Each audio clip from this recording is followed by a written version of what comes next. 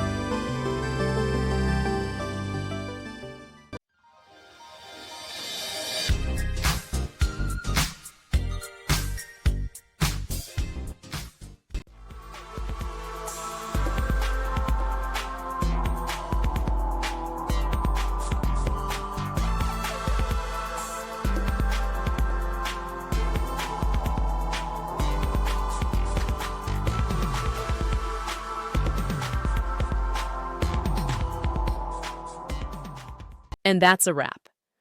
I hope you found the answer you were looking for.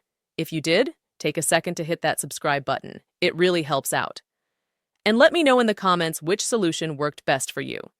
See you next time in the Debug Zone.